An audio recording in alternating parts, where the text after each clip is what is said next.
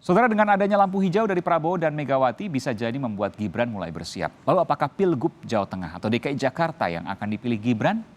Simak tayangan berikut ini.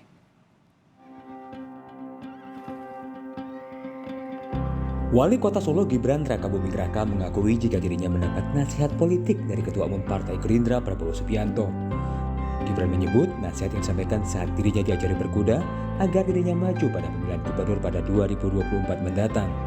Gibran diminta maju Pilgub Jawa Tengah atau DKI Jakarta. Karir politik nanti Mas Gibran setelah jadi wali kota? Ya pasti dong. Pak Prabowo menyarankan di mana, Mas? Pak Prabowo menyarankan di mana? Ya di salah satu provinsi. Jawa Tengah? Salah satu provinsi.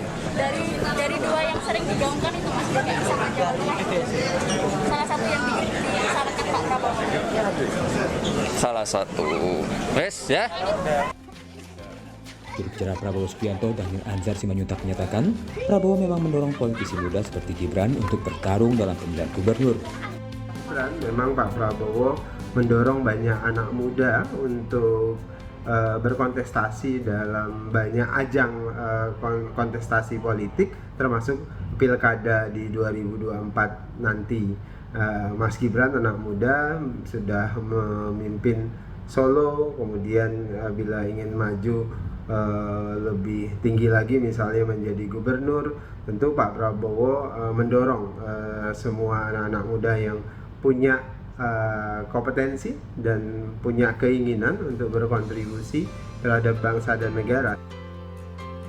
Tak hanya Prabowo, dorongan agar Gibran maju pada pemilihan gubernur juga datang dari Ketua Umum PDI Perjuangan saat Gibran bertemu Megawati Soekarno Putri. Soal opsi dan peluang Gibran di Pilgub Jawa Tengah atau Pilgub Jakarta, pengamat politik Carta Politika Yunarto Wijaya menilai Pilgub Jawa Tengah lebih realistis untuk Gibran. Dan kita tahu Mas Ganjar Pranowo sudah tidak bisa maju kembali di Jawa Tengah, harus sudah 2 kali. Yang kedua ya sama seperti orang berspekulasi apakah akan mengikuti jejak ayahnya di Pilgub DKI, karena itu kan akan terkait dengan spekulasi kalau ada seseorang ingin naik sampai ke level nasional, biasanya DKI yang kemudian bisa menjadi batu loncatan. Dengan masih barunya Gibran, pilihan yang lebih realistis sebetulnya adalah maju di Jawa Tengah. Apa yang dia sudah pelajari di Solo itu kan bagian dari pemerintahan administratif di Jawa Tengah. Sementara untuk Jakarta saya pikir tantangannya agak keras ya. Dan Langkah politik Gibran kini ditunggu. Apakah Gibran akan mengikuti jejak ayahnya Joko Widodo yang pernah bertarung dan memenangkan Pilgub Jakarta, atau Gibran lebih bersiap untuk Pilgub Jawa Tengah? Tim Liputan Kompas TV.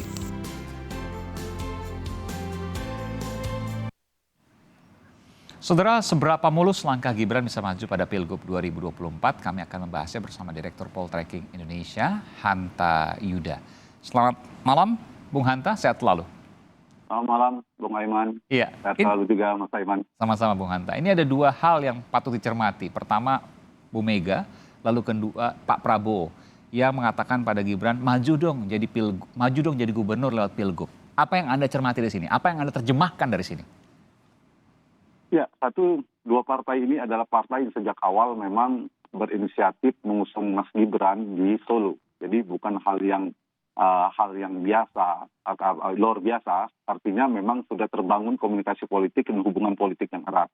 Tapi lebih dari itu, Bung Aiman, yang menarik saya kira ada beberapa hal yang bisa kita baca. Satu, ini memang komunikasinya konteksnya memang ingin melejitkan atau mempromosikan Mas Gibran akan diusung, apakah itu di Jawa Tengah atau di Pilkada DKI. Jadi udah pasang kuda-kuda ini, kurang lebih begitu ya? Iya.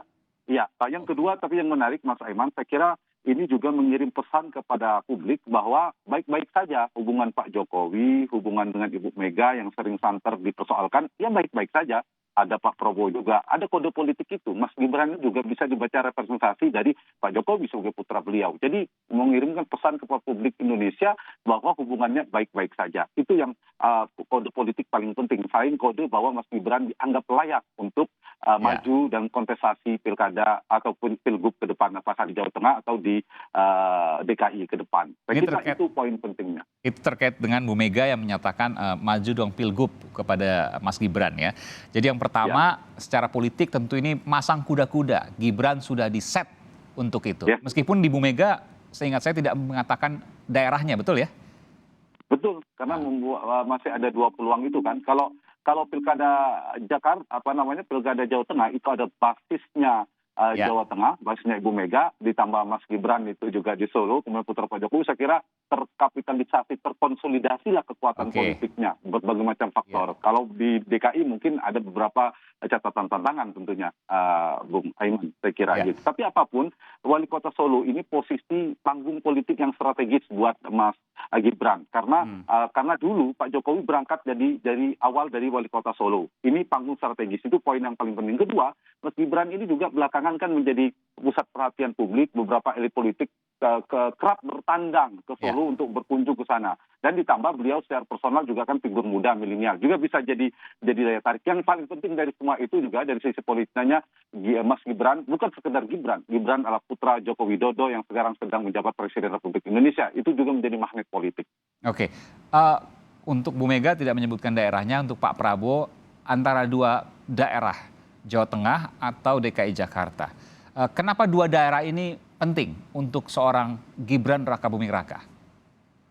Satu, sebelum ke sana aja sekarang calon presiden terkuat Republik Indonesia dalam survei elektabilitas kan dua gubernur itu. Dua gubernur, oke. Jadi arahnya udah jelas nih ya, capres. Iya, dari sisi kualitatif, gubernur DKI ini paling strategis karena dulu Pak Jokowi adalah gubernur ibu kota negara.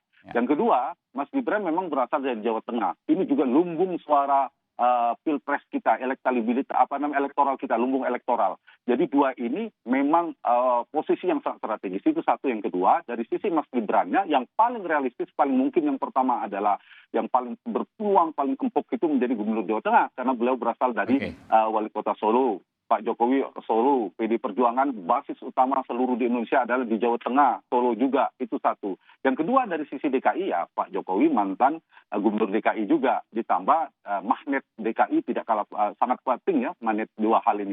Ya paling penting ya saya kira dibanding misalnya gubernur Jawa Barat, gubernur Jawa Timur kan tidak potensial, tidak prospektif buat orang Gibran. Bagi Mas Gibran dua hal ini yang paling seksi ya. Tapi saya tanya, ini menarik, Bung Hanta, begini. Belum ada sejarah gubernur Jawa Tengah yang maju langsung ya ke Pilpres dan menang gitu ya. Kalau gubernur DKI Jakarta iya ada Pak Jokowi. Pak Jokowi. Ya, apakah kemungkinan dengan adanya survei yang selalu tinggi ya sementara ini kepada Mas Ganjar Pranowo, ini bisa dimungkinkan gubernur Jawa Tengah yang tidak langsung memerintah kepada kota dan kabupaten di sana bisa kok langsung jadi pilpres, bisa kok sukses jadi pilpres meskipun belum pernah dibuktikan secara empirik. Kalau DKI Jakarta kan beda, walaupun gubernur tapi dia bertindak sebagai bupati dan wali kota juga gitu. Nah, apakah kemungkinan peluangnya sama antara gubernur Jawa Tengah dengan gubernur DKI Jakarta, atau di Jakarta jauh lebih besar untuk maju ke jenjang pilpres? Iya, dari sisi peliputan media, sosialisasi, mungkin panggung DKI itu plusnya adalah strategis ibu kota negara. Tapi dari sisi lumbungnya, sebelum kita buktiin soal tren tadi ya, Jawa Tengah jauh. Pemilih Indonesia ada 16-17% di Jawa Tengah, 16%. Kalau DKI itu kan pemilihnya sekitar 7-8 juta, kalau di Jawa Tengah itu sekitar 28-29 juta. Dari pemilihnya sebenarnya lebih strategis Jawa Tengah dari sisi lumbung elektoralnya. Betul, di Jakarta kemarin itu ada faktor di mana Pak Jokowi pernah berada menjadi gubernur DKI. Tetapi Mas Aiman jangan lupa, sekarang juga trennya Mas Ganjar, meskipun masih kompetitif dengan Mas Anies, itu relatif tinggi kan elektabilitasnya sebagai gubernur Jawa Tengah.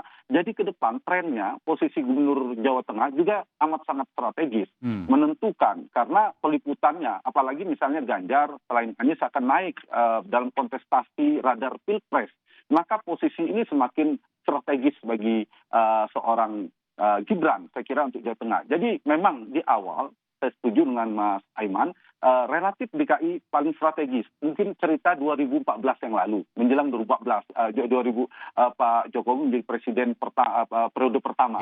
Tetapi setelah perjalanan, kita lihat itu kan ada pergeseran tidak hanya di pilkada DKI, tidak hanya gubernur ibu kota negara. Ada tren di mana para gubernur wilayah besar itu strategis, masuk pada radar politik elektoral yang strategis. Tidak hanya gubernur DKI, kita lihat sekarang ada gubernur Jawa Tengah, termasuk gubernur Jawa Barat dan gubernur Jawa Timur. Nah, wilayah-wilayah ini adalah wilayah strategis. Satu, karena lumbung Jawa Tengah itu jauh lebih besar dari DKI bahkan. Yang kedua adalah dari sisi gengsi politik juga tinggi di sana. Dan yang jangan lupa ini juga adalah basisnya merah, basis kandang banteng, basis PDI Perjuangan. Jadi saya ingin menjawab pertanyaan Mas Aiman tadi. Menurut saya wilayah Jawa Tengah, selain Jawa Timur dan Jawa Barat, terutama Jawa Tengah, itu relatif tidak kalah seksinya dibandingkan dengan Jakarta. Itu memang betul pengujiannya adalah setelah ini ya. Oke. Jadi semua daerah ini kurang lebih punya peluang untuk jadi maju pilpres dan menang, begitu ya menurut Anda ya? Betul. Oke, pertanyaan kemudian begini.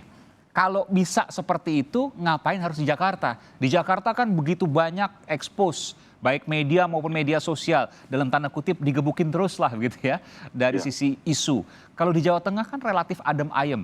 Kalau suruh milih ketika Jakarta dan Jawa Tengah, maka punya peluang yang sama untuk pilpres misalnya, maka lebih milih enakan Jawa Tengah aja, lebih adem ayem, tapi peluangnya sama dengan Jakarta.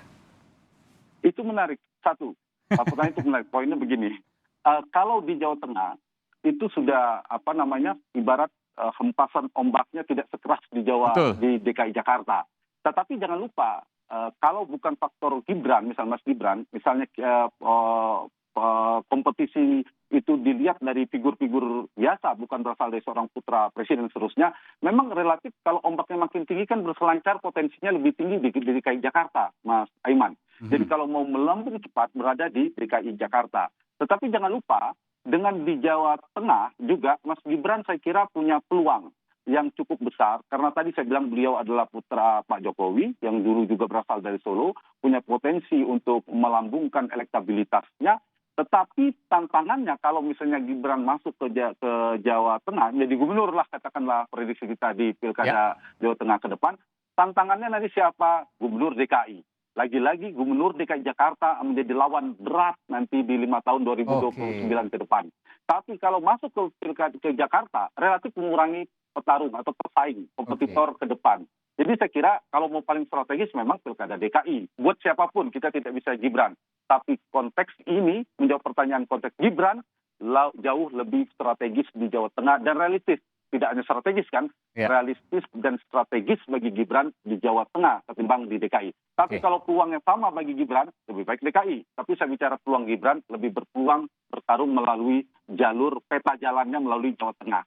Kalau sama, tentu DKI, strategis juga. Tapi realitasnya Anies dan Ganjar sama-sama kokoh, kuat elektabilitasnya. Jadi saya kembali pada konteksnya Gibran, tantangannya beliau punya momentum politik, tapi punya tantangan dari sisi membuat legacy, membuat kinerja, politik kinerja, pencapaiannya, bagaimana mentransformasikan seorang Gibran bukan sekedar putra Jokowi, tapi juga seorang wali kota atau gubernur ke depan adalah berprestasi. Itu tantangan bagi Gibran, saya kira belum kuat dari sisi personalitas maupun branding dirinya. Kalau Jokowi kan punya SMK dulu, punya kesan merakyat dan sebagainya. Begitu, Mas Aiman. Dan ini harus semuanya dibangun dari situ. Tapi saya tanya nanti saya tanya prediksinya ke depan Jakarta atau Jawa Tengah untuk seorang Gibran dari Anda. Tapi sebelum saya tanya itu, kalau bicara soal Jawa Tengah, misalnya Gibran mau masuk ke Jawa Tengah, ini kan pasti berebutan. Kenapa? Terutama di kalangan internal PDI Perjuangan. Karena Jawa Tengah itu adalah dalam tanda kutip calon jadi bagi kader PDI Perjuangan. Nggak mungkin cuma Gibran sendiri, pasti ada yang mau. Dulu waktu zaman Mas Ganjar Pranowo yang periode kedua pun ada nama yang kemudian disodorkan meskipun akhirnya tetap dipilih Ganjar Pranowo, apalagi di periode pertama. Karena akan menjadi seperti yang saya katakan tadi, PDI Perjuangan di Jawa Tengah boleh dikatakan 99% menjadi calon jadi. Yang saya dengar juga ada petinggi PDI Perjuangan yang ingin menyorongkan anaknya untuk kemudian maju di Pilgub Jawa Tengah. Betul demikian? Betul sekali.